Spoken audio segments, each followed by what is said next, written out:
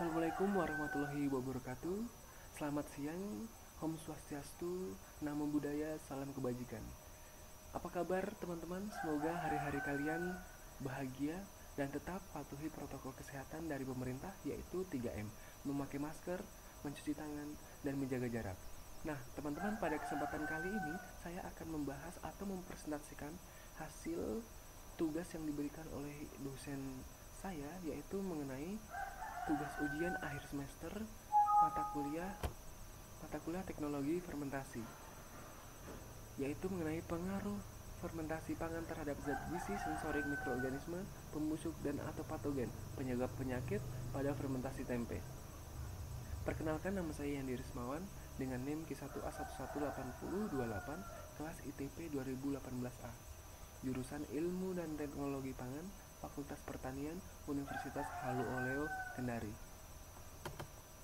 Terima kasih juga kepada Ibu Dr. Hades Prima Endang Susilowati MSI dan Ibu Erha Fitri Faradila STP MSc PhD selaku dosen kami yang senantiasa selalu memberikan kami nasihat dan memberikan proses belajar mengajar yang baik dan disenangi oleh para mahasiswanya.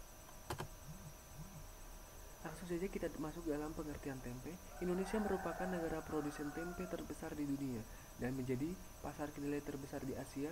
Sebanyak 50% dari konsumsi kedelai Indonesia dilakukan dalam bentuk tempe, 40% tahu, dan 10% dalam bentuk lain, seperti tauce, kecap, dan lain. Menurut Hayati 2009, tempe merupakan olahan fermentasi Tempe merupakan produk olahan fermentasi yang berasal dari Indonesia dan selama ini berbahan baku kedelai. Penelitian tentang kandungan zat gizi dan non-gizi serta manfaat tempe kedelai telah banyak dilakukan. Proses fermentasi dalam pembuatan tempe dapat mempertahankan sebagian besar zat-zat gizi yang terkandung dalam kedelai, meningkatkan daya cerna, yaitu proteinnya, serta meningkatkan kadar beberapa macam vitamin B, menurut Muqtadi 2010. Metabolisme fermentasi tempe. Nah, pada tempe yaitu berbahan dasar yaitu kedelai. Kedelai mengandung banyak protein yang akan diubah menjadi asam amino larut air menggunakan mikroba protease. Nah, dalam kedelai juga mengandung karbohidrat yang akan diubah ke dalam glikosa melalui enzim amilase dan diubah kembali menjadi asam privat, yaitu melalui proses glikolisis. Nah, asam privat ini menghasilkan asetil CoA, TCA, dan energi yang kemudian digunakan untuk pertumbuhan bakteri. Zat gizi tempe. Yang pertama yaitu asam lemak. Selama proses fermentasi tempe terdapat tendeni adanya peningkatan derajat ketidakjenuhan terhadap lemak. Dengan demikian, asam lemak tidak jenuh, majemuk, polyunsaturated fatty acid atau PUFA meningkat jumlahnya dalam proses itu, asam palmitat dan asam linoleat. Kemudian vitamin. Dua kelompok vitamin terdapat pada tempe, yaitu larut air vitamin B kompleks dan larut lemak vitamin A, D, E, dan K. Tempe merupakan sumber vitamin B yang sangat potensial. Jenis vitamin yang terkandung dalam tempe antara lain vitamin B1, tiamin, B2, ribofilamin, asam pantotenat, asam nikotinat, niacin, vitamin B, peridoksin, dan B12 cyanocobalamin. Nah, yang kemudian selanjutnya itu mineral. Tempe mengandung mineral makro dan mikro dalam jumlah yang cukup. Jumlah mineral besi, tembaga, dan zinc berturut-turut adalah 9,39, 2,87, dan 8,05 mg setiap 100 gram tempe.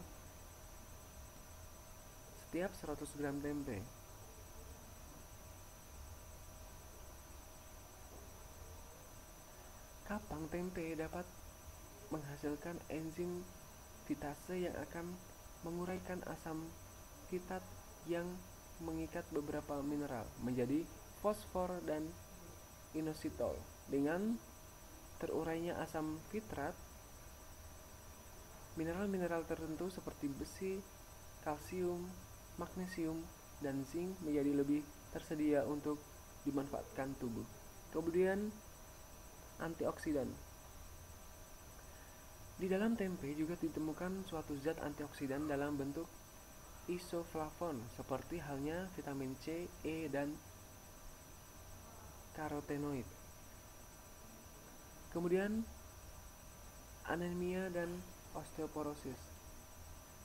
Tempe juga dipercaya dapat mencegah anemia dan osteoporosis, dua penyakit yang banyak diderita wanita sebab kodrat wanita yang harus mengalami haid, hamil, serta menyusui bayi. Penyakit anemia ini dapat menyerang wanita yang malas makan karena takut gemuk sehingga persediaan produksi sel darah merah dalam tubuh menurun.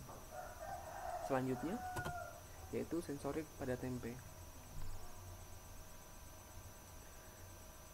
Bisa kita lihat dalam tabel berikut ini yaitu kriteria uji dan persyaratan. Nah, ada dua faktor yaitu keadaan dan cemaran mikroba. Keadaan ini meliputi bau, warna, rasa, air, abu, protein. Bau yaitu dalam tempe yaitu normal.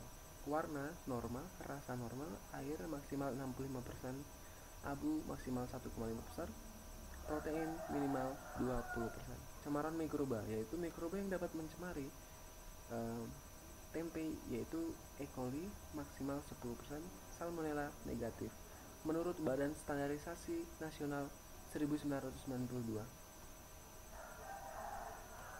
Berdasarkan tabel di atas dapat dilihat bahwa persyaratan untuk bau, warna, dan rasa normal, besarnya kadar air, abu, dan protein secara berturut-turut maksimal 65%, 1,5%, minimal 20%. Pembuatan tempe yang tidak higienis meningkatkan resiko kontaminasi bakteri, pembusuk maupun patogen. Bacillus cereus merupakan bakteri pembusuk dan patogen yang mungkin mengontaminasi tempe karena bakteri tersebut umum terdapat dalam tanah dan kadang dijumpai pada kedelai. Mikroba pembusuk pada tempe. Nah, ada beberapa mikroba pembusuk pada tempe yaitu yang sudah saya sebutkan tadi, tapi ada juga yang akan saya bahas di sini yaitu coliform, Salmonella sp coliform, Salmonella sp. Bahan baku tempe yang terkontaminasi bakteri saat proses pembuatan adanya kontaminasi akan mengurangi kualitas tempe karena kontaminan ikut tumbuh sehingga dapat menimbulkan penyakit dan membuat tempe cepat busuk. Bakteri yang biasa mengkontaminasi produk makanan adalah coliform, Salmonella sp coliform, dan Salmonella sp. Sering dijadikan standar utama kebersihan pangan karena mengindikasikan adanya kontaminasi bakteri lain yang berpotensi menyebabkan penyakit pada manusia. Mikroba patogen. Mikroba patogen yaitu Rhizopus oligosporus, yaitu peranannya yaitu menghasilkan enzim fitase yang memecah fitrat membuat komponen makro pada kedelai dipecah menjadi komponen mikro sehingga tempe lebih mudah dicerna dan zat gizinya lebih mudah terserap. Kemudian Rhizopus oryzae, peranannya sebagai jamur yang tumbuh pada permukaan biji kedelai yang merekatkan biji kedelai yang biasanya berwarna putih karena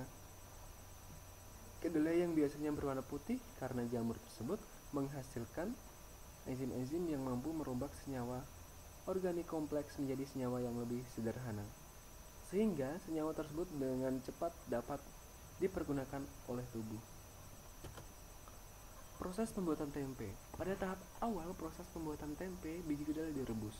Kemudian kulit biji kedelai dikupas. Setelah dikupas, biji kedelai direndam. Proses pencucian akhir dilakukan untuk menghilangkan kotoran yang mungkin dibentuk oleh bakteri asam laktat dan agar biji kedelai tidak terlalu asam. Inokulasi dilakukan dalam penambahan inokulum yaitu ragi tempe atau laru.